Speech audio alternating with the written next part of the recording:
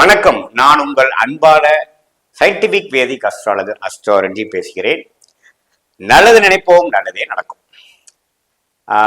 தொடர்ந்து நம்ம சேனல்ல வரக்கூடிய வீடியோஸ் எல்லாம் பார்த்துட்டு இருக்கீங்க நம்புறேன். சயின்டிபிக் வேதிக் அஸ்ட்ராலஜி முறையில அறிவியல் சார்ந்த ஜோதிட கருத்துக்களை பார்த்துட்டு இருக்கோம்.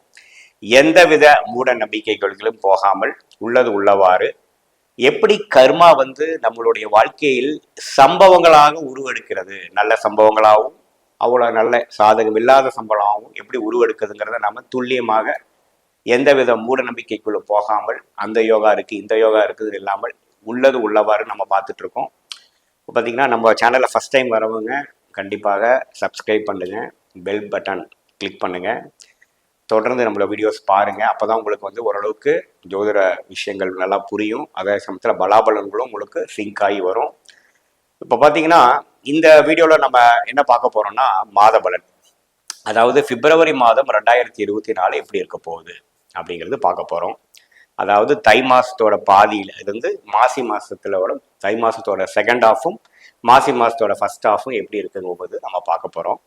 பலன்கள் பார்க்க முன்னாடி கிரக அமைப்புகள் எப்படி இருக்குங்கிறது முதல்ல நம்ம தெரிஞ்சுக்கலாம்.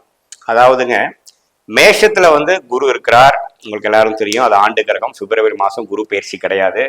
அதே சமயத்தில் கும்பத்தில் சனி இருக்கிறார். அவரும் பிப்ரவரி மாதம் பெயர் போறதில்லை, கும்பத்திலே தான் இருக்க போகிறார். ராகு மீனத்தில் இருக்கிறார், கேது கன்னியில் இருக்கிறார். Very good. இப்போ மாத கிரகங்கள் என்று சொல்லப்படுகிற புதன் எங்க இருக்கிறான்னு பாத்தீங்கன்னா தனுசுல இருக்கார். அதே சமயத்துல சுக்கிர கிரகமும் தனுசுல இருக்கு, செவ்வாய் கிரகமும் தனுசுல இருக்கு. இந்த 3 கிரகமும் பாத்தீங்கன்னா தனுசு ராசியில் உள்ளது. சூரியன் முதல் பகுதியில், அதாவது இப்போதைக்கு பார்த்தீங்கன்னா அவர் மகரத்தில் இருக்கிறார். சற்று பிப்ரவரி மாதத்துக்கு அப்புறம் பாதிக்கு அப்புறம் அவர் கும்பத்துக்கு போறார். அதை நம்ம பார்க்க போறோம். ஸோ இப்படி இருக்கக்கூடிய ஒரு அமைப்பு பார்த்தீங்கன்னா பிப்ரவரி மாதம் ஸ்டார்ட் ஆகிறப்ப எப்படி இருக்க போகுது அப்படின்னு பார்த்தீங்கன்னா, மாதத்தில் 2வது நாளே பிப்ரவரி 2ஆம் தேதி என்ன ஆகுதுன்னு பார்த்தீங்கன்னா புதன் தனுசு ராசியிலிருந்து மகர ராசிக்கு இடம்பெறுகிறார். அதே மாதிரி செவ்வாய் பிப்ரவரி 6ஆம் தேதி தனுசு ராசியிலிருந்து மகரத்துக்கு இடம்பெறுகிறார். அதே மாதிரி பார்த்தீங்கன்னா பிப்ரவரி 12ஆம் தேதி பார்த்தீங்கன்னா சுக்கிர கிரகமும் பார்த்தீங்கன்னா இடம்பெறுகிறார். எங்க மகரத்துக்கு இடம்பெறுகிறார். அங்க காத்து கொண்டு இருக்கும் சூரியனோட இந்த 3 கிரகமும் சேருகிறார்கள். சரி, பிப்ரவரி 15ஆம் தேதி, அதாவது தை மாசம் முடியும் பொழுது மாசி மாசம் முதல் நாள் பிப்ரவரி மாசம் 15ஆம் தேதி சூரியன் கும்பத்துக்கு போகிறார். இந்த உடைய இடம் கிரக பயிற்சி நீங்க நோட் பண்ணணும். அடுத்தபடியா பாத்தீங்கன்னா பிப்ரவரி 20ஆம் தேதி இந்த 18 நாட்கள்ல புதன் மகரத்தை கடந்து கும்பத்துக்குள்ள என்ட்ராகிறார். ஸோ டோட்டலா பாத்தீங்கன்னா பிப்ரவரி 2ஆம் தேதியிலிருந்து பிப்ரவரி 20ஆம் தேதி வரைக்கும் இது மாதிரி மாத கிரகங்கள் இடம்பெயர்கிறத நம்ம நோட் பண்ணிக்கணும். இந்த இடம்பெயர்ச்சி, இந்த மாதிரி மாற்றம் ஒரு ராசியிலிருந்து ஒரு ராசிக்கு மாறுறது எந்தவித தாக்கத்தை ஒரு ராசிக்கு கொடுக்க போகுதுங்கிறது நாம பார்க்க போறோம். கும்பராசிக்காரர்களுக்கு பிப்ரவரி 2024 மாதம் எப்படி இருக்க போறது பார்க்க போறோம்.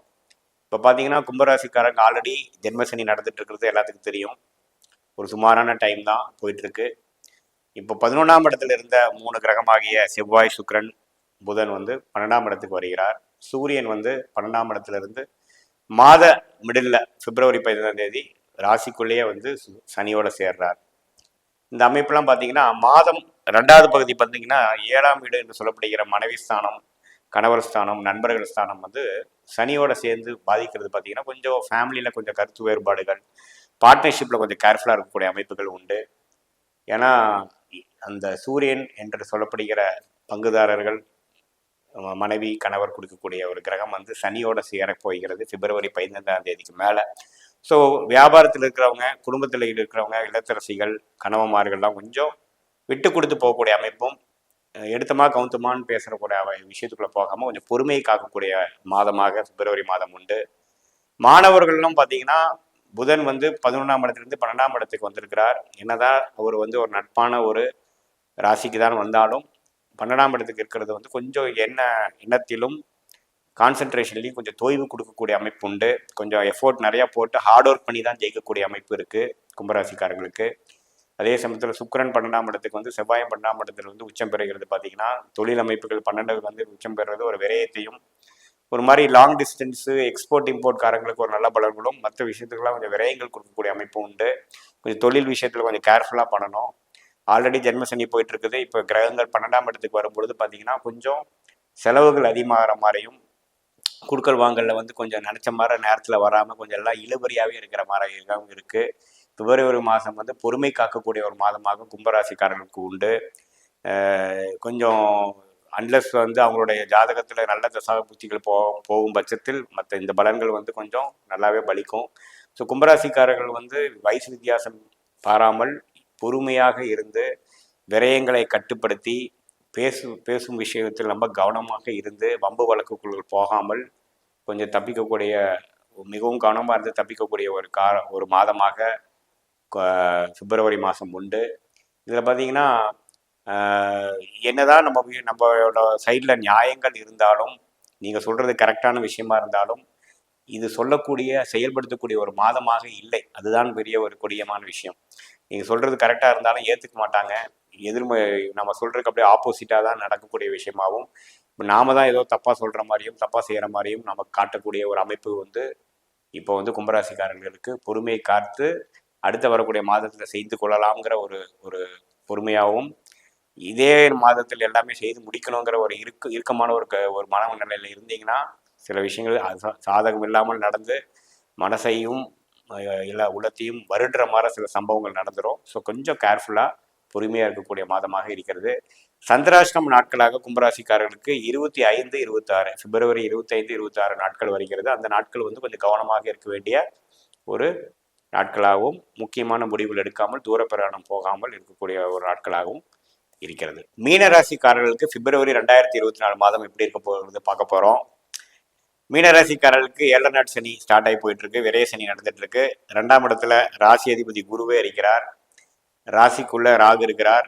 ராசி 7ஆம் இடத்துல கேது இருக்கிறார். இந்த அமைப்பு இருக்கும் பொழுது 10ஆம் இடத்துல இருக்கக்கூடிய செவ்வாய், புதன், சுக்கிரன் இப்போ 11ஆம் இடம் என்ற லாபஸ்தானத்துக்கு வருகிறார். 11ஆம் இடத்துல இருந்த சூரியன் இப்போ பிப்ரவரி 15ஆம் தேதி 12ஆம் இடத்துக்கு வருகிறார். இத்தகைய ஒரு அமைப்பு எப்படின்னா, முதல் பகுதி ஃபர்ஸ்ட் ஹாஃப் வந்து நம்ம ஃபேவரபுளாக இருக்குது.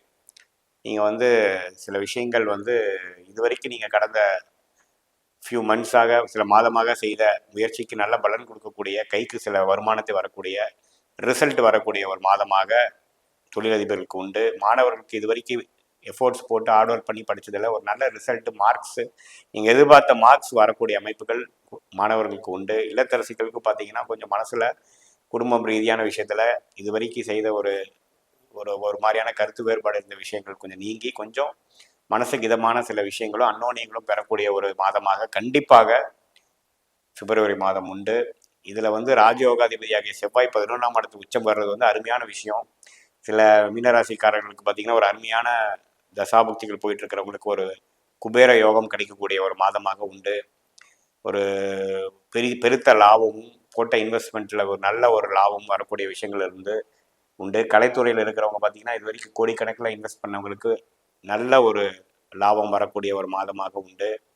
அதே சமயத்தில் வியாபாரம், டெக்னிக்கல் விஷயத்தில் இருக்கிறவங்க, டெக்னாலஜியில் இருக்கிறவங்களுக்குலாம் ஒரு ஃபேவரபுளான ரிசல்ட்டு, அவங்களோட ப்ராடக்ட் செல் பண்ணி நல்ல ஒரு டேர்ன் ஓவர் ஆகக்கூடிய, நல்ல லாபம் கைக்கு வரக்கூடிய ஒரு மாதமாக உண்டு. ஏன்னா பார்த்தீங்கன்னா விரைய சனி நடந்துட்டு இருக்கு மீனராசிக்காரர்கள். இது வரைக்கும் பார்த்தீங்கன்னா ஒரு மாதிரியாக நிறைய விரயங்களும் இன்வெஸ்ட்மெண்ட் தான் பண்ணிட்டு இருந்திருப்பாங்க. கைக்கு ஒன்றுமே எடுக்க முடியல, எல்லாமே கையிலேருந்து கொடுத்துட்ருக்குங்கிற மாதிரி தான் இருக்கும். பட் பிப்ரவரி மாதம் ஓரளவுக்கு ரிட்டர்ன்ஸ் வந்ததுங்கிற அளவுக்கு கண்டிப்பாக உண்டு. நல்ல திசைகள் நடக்கிற நேரத்தில் அதிகமான பலன்களும், கொஞ்சம் சுமாரான திசை நடக்கிறப்போ நான் சொன்னது வந்து ஒரு சுமாரான பலன்களும் கண்டிப்பாக கிடைக்கும். பார்த்தீங்கன்னா மாத மிடில் பிப்ரவரி 15 அப்புறம் சூரியனே வந்து 12ஆம் இடத்துக்கு போய் 6ஆம் இடத்துக்கு கனெக்ட் ஆகிறது பார்த்தீங்கன்னா கொஞ்சம் ஒரு அபிவிருத்திக்காக இன்னும் கொஞ்சம் ஒரு புதிய கடன் எடுக்கிறோம், ஒரு டாப் அப் பண்ணுறங்கிற மாதிரி சில விஷயங்கள் தொழிலதிபர்களுக்கு பண்ணி காமிக்கும். சில அரசு விஷயத்தில், அரசு சார்ந்த துறையில் இருக்கிறவங்களுக்கு பார்த்தீங்கன்னா கொஞ்சம் அரசு அங்கீகாரங்கள் கிடைக்கக்கூடிய விஷயங்கள் இருக்குது. பட் சூரியனே சனியோட சேர்ந்துருக்கிறப்ப கொஞ்சம் கவனமாக இருக்க வேண்டியிருக்கு. ஸோ செகண்ட் ஹாஃப் வந்து பார்த்தீங்கன்னா கொஞ்சம் கேர்ஃபுல்லாக இருக்கணும் யாரும் மீனராசிக்காரர்களுக்கு.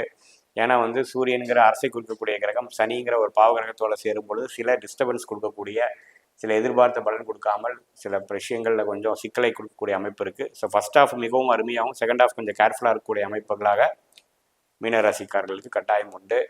சந்திராஷ்டம் நாட்களாக பிப்ரவரி 27, 28 வந்து மீனராசிக்காரர்களுக்கு சந்திராஷ்டம் நாட்களாக வருகிறது.